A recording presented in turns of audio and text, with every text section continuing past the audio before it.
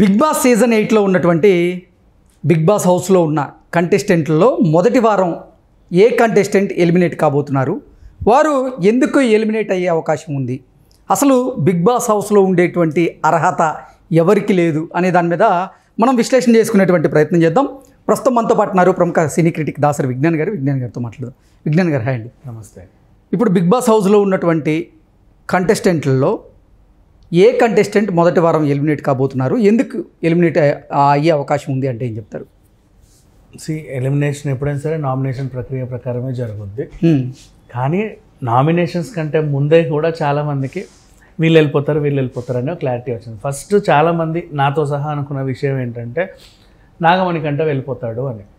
The only reason first అతనికి sympathy పెరుగుద్దేమో అని ఇంకోటి వచ్చింది. నిన్న అనిల్ రావిపూడి గారు తీసుకెళ్ళి అక్కడి దాకా తీసుకెళ్ళిన తర్వాత అతను శివుడి మీద పాట పాడేసి తర్వాత బాగా ఎమోషనల్ అయ్యి, సరే బాబు నేను తీసుకెళ్ళట్లేదు రిటర్న్ వెళ్ళిపోనగానే హ్యాపీ ఫీల్ అయ్యి ఒక ఎమోషన్ అయ్యాడు. అయ్యో పాపం ఇతని మీద సింపతి క్రియేట్ అయింది, అందరు ఇతన్ని టార్గెట్ చేశారు అనే రకంగా అనిపించింది. నెక్స్ట్ డేకి అందరికీ ఒక క్లారిటీ వచ్చింది ఏంటంటే అందరికీ తెలుసు అది ఫ్రాంక్ అని. ఖచ్చితంగా నేను ఒకరిని తీసుకెళ్ళాలి అని చెప్పేసి ఆయన వచ్చాడు. అలా 100% తీసుకెళ్ళరు ఎవరు, అక్కడ దాకా తీసుకెళ్ళి కూడా మళ్ళీ రిటర్న్ పంపిస్తారని కూడా అందరికీ తెలుసు. సో ఆ రకంగా చూస్తే 100% అది ఫ్రాంక్ అని ఆ అబ్బాయి కూడా తెలుసు. కానీ తను దాన్ని ఓవర్ యాక్షన్ చేయడం జనాలకు నచ్చల. నెక్స్ట్ డే చూస్తే ఇంకొక దాంట్లో లైవ్ చూసిన వాళ్ళకి అర్థమవుతుంది, అబ్బాయి ఏమో మా ఆవిడ నన్ను వదిలేసింది అని వచ్చాడు. ఇక్కడికి వచ్చిన తర్వాత అంటే నాగార్జున గారి ముందు స్టేజ్ ముందు తను చెప్పిన స్టోరీ ఏం చెప్పాడు, 2 ఏళ్ళ అప్పుడే చిన్నప్పుడు తెలిసి తెలియని వయసులో మా నాన్న చనిపోయాడు, మా అమ్మ రెండో పెళ్లి చేసుకుంది, ఊహ తెలిసాక రెండో పెళ్లి రెండో నాన్న అని తెలిసిన తర్వాత ఆయనకి నాకు పడలేదు, నేను ఇల్లు వదిలేసి వచ్చేసాను.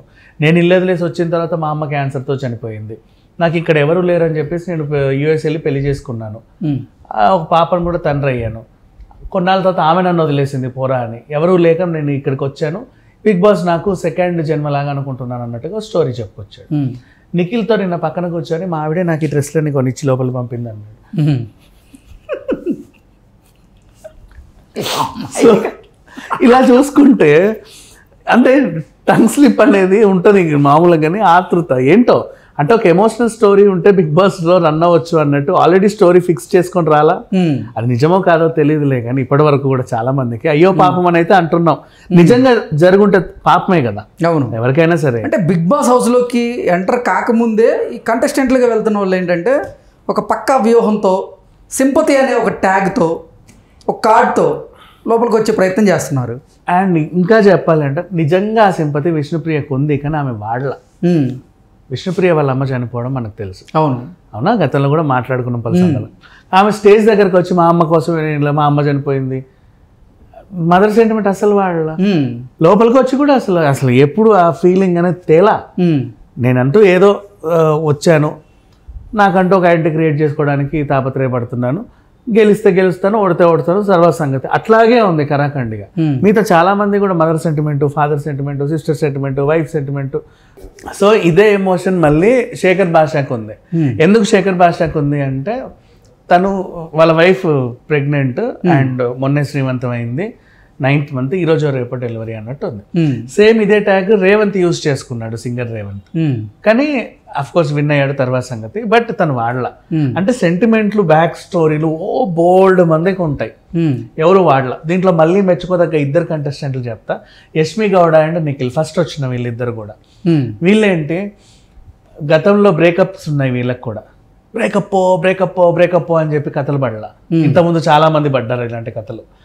నిఖిల్ కూడా అంతే, గతంలో చాలా ఉన్నాయి సార్, ప్రజెంట్ నేను సింగిలే, పోతే పోనీ అట్లాగే ఉన్నాడు, జస్ట్ లైక్ దట్. చాలా మంది నాకు ఇది చాలా పెయిన్ఫుల్, అసలు నేను ఎక్స్పెక్ట్ చేయలేదు, వాళ్ళు నా జీవితంలో నుంచి మిస్ అవుతారేమోనని, ఏది మన రతిక చేసినట్లుగా చెప్పాలి అంటే. అంటే చాలా మంది వాళ్ళ స్టోరీస్ ఏవైతే ఉంటాయో నిజమో అబద్ధమో బిగ్ బాస్ మీద రుద్ది సింపతి గెయిన్ చేయడానికి ట్రై చేస్తారు, బట్ చాలా మంది చేయలే. మణికంఠ స్టోరీ నిజమో కాదో తెలియదు, కానీ జస్ట్ ఇట్లదా అని కూర్చోబెడితే నా గతం గురించి తెలుసా అని చెప్పి స్టార్ట్ చేస్తున్నాడు ఎక్కడైనా సరే. సో లేదులే ఈ ఫేక్ కంటెస్టెంట్ తను వెళ్ళిపోతాడు అనుకున్నాం. నామినేషన్ ప్రకారంగా చూసుకుంటే బేబక్ వెళ్ళిపోతుందేమో అనుకుంటున్నారు. అంటే మొదటి వారంలో బేబెక్క నామినేట్ అయ్యి ఎలిమినేట్ కాబోతుంది అంటారు. బేబక్క ఎలిమినేట్ అయ్యే ఛాన్స్లు అయితే 100% ఉన్నాయి. ఎందుకు గేమ్ ఆడట్లేదా? అసలు ఏమీ ఆడట్లేదు. తనకి బేసిక్ గా అక్కడ ఏం జరుగుతుంది, నేనేం చెయ్యాలి అనే క్లారిటీ కూడా ఉండట్లేదు. అది నిందాక చెప్పిన డ్రెస్ ఎగ్జాంపులే వెరీ గుడ్ ఎగ్జాంపుల్. అది అంటే నువ్వు ఒక టాస్క్ నీకు ఇస్తున్నారు, ఆ టాస్క్ లో నువ్వు ఎలా ఉంటే నువ్వు ఆ టాస్క్ ఆలగడము అనే విషయం నీకంటూ క్లారిటీ ఉండాలి. ఓకే, నీ మీద నీకే క్లారిటీ లేనప్పుడు నువ్వు ఇంకక్కడ ముందుకు ఎలా వెళ్తావు? ఎవరు ఏదన్నా అన్నా కూడా నువ్వు బేబక్క కాదు గీబక్కవి అంటే అవునా నేను గీబక్కనా అని కూర్చుంటారు. అలా ఎలా మాట్లాడుతావు?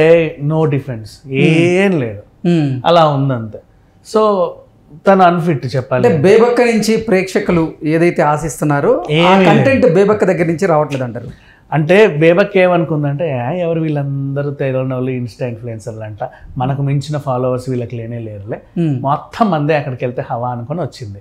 తీరా వచ్చిన తర్వాత ఇందాక నేను ప్రోమో చూస్తే మీకు గుర్తుంటది, బేబక్ అసలు ఏమీ లేదు, మొత్తం వచ్చిన వాళ్ళందరూ కూడా వాళ్ళ ఐడెంటిటీ. మొదటి వారంలో కంటెస్టెంట్లు కొంచెం కన్ఫ్యూజ్ అవుతూ ఉంటారు, అసలు ఏ స్టాండ్ తీసుకోవాలో చాలా మందికి అర్థం కాక సతమతం అవుతూ ఉంటారు. ఎందుకంటే అందరు కొత్త వాళ్ళే ప్లస్ అందరితో కలిసిపోవడం ఒక ఎత్తు అయితే, ఇందాక మీరు చెప్పినట్లుగా ఏదన్నా అగ్రెసివ్గా ఉన్నామా యాటిట్యూడ్ అంటారు, లేదు నిజంగా యాటిట్యూడ్ ఉందా ఇంకా పైకి తీసుకెళ్తారు, లేదు అంటే సైలెంట్గా ఉన్నామా అబ్బాయి వీడు వేస్ట్ అంటారు, అట్లా ఉంటది. ఏం మాట్లాడినా తప్పే, ఏం మాట్లాడకపోయినా తప్పే అలాంటి వాళ్ళకి. బట్ అందుకని బిగ్ బాస్ ఏం చేశాడంటే టాస్క్లు ఇచ్చాడు వీళ్ళందరికీ రాగానే. టాస్కులతో ఏదో రకంగా గట్టెక్కే. టాస్క్లు ఎలా ఆడింది బేబక్క? అది టాస్క్లు 0 ఆమె ఆడింది అయితే. అండ్ ఆదిత్య కూడా టాస్క్లు సరిగా ఆడట్లా, బట్ ఒక ఫేడ్ అవుట్ హీరో లాగా ఎప్పుడు వచ్చిన శివాజీ లాగో, ఆదిత్య అప్పుడు వచ్చే బాలాదిత్య లాగో కొంచెం కొన్నాళ్ళు అయితే నెట్టుకొస్తారు వీళ్ళు. అలా ఉండే ఛాన్స్ అయితే ఉంది చెప్పాలంటే. శేఖర్ భాష అంటావా అగ్రెసివ్నెస్ అలాగే చూపిస్తున్నాడు. అంటే ఆ లైక్ మన ఆయన ఉన్నాడు చూసారా నటరాజ్ మాస్టర్, ఆ టైప్ పిచ్చి కొంచెం ఉంది. అలా కొన్నాళ్ళు నెట్టుకొచ్చే ఛాన్స్ అయితే ఉంది. ఇప్పుడు బిగ్ బాస్ హౌస్లో ఉన్నటువంటి 14 మంది కంటెస్టెంట్లలో ఎక్కువ మంది కంటెస్టెంట్లు నామినేట్ చేసింది ఎవరిని? బేబక్కనే నామినేట్ చేస్తున్నారు, మణికంఠ నామినేట్ చేస్తున్నారు. అండ్ మిగతా ఓట్లు ఎవరికి పడ్డాయి? బేబక్కకే పడ్డాయి. ఓకే, అంటే ఈసారి ఖచ్చితంగా బేబక్కే బయటకి వెళ్ళే అవకాశం ఉంది. కానీ అంటే ఒక కంటెస్టెంట్ ఎలిమినేట్ అవ్వాలి అంటే దాన్ని డిసైడ్ చేసేది ప్రేక్షకులు ఇక్కడ. అవును, హౌస్లో ఉన్న కంటెస్టెంట్లు నామినేట్ చేసినప్పటికీ ఎలిమినేట్ ప్రక్రియ మాత్రం త్రూ పీపుల్ ద్వారా జరుగుతుంది. సో ప్రజలు ఆవిడని ఆదరించేటువంటి పరిస్థితి లేదా? ఇప్పుడు ప్రజలు ఆదరించే పరిస్థితి లేదా అంటే ఆమె ఏదో ఒకటి ఎలగబెడితే కదా అయ్యో పాపం అంటారు.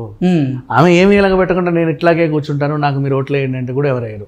ఓకే, అంటే ఆమెకి వేద్దాం అనుకుని వచ్చిన వాళ్ళు కూడా ఏం చేయట్లేదు, ఈమెకి ఎందుకు ఓటు వేస్ట్ చేసుకోవడానికి కానీ పక్క వాళ్ళకి వేసే ఛాన్స్ అయితే ఉంది. అది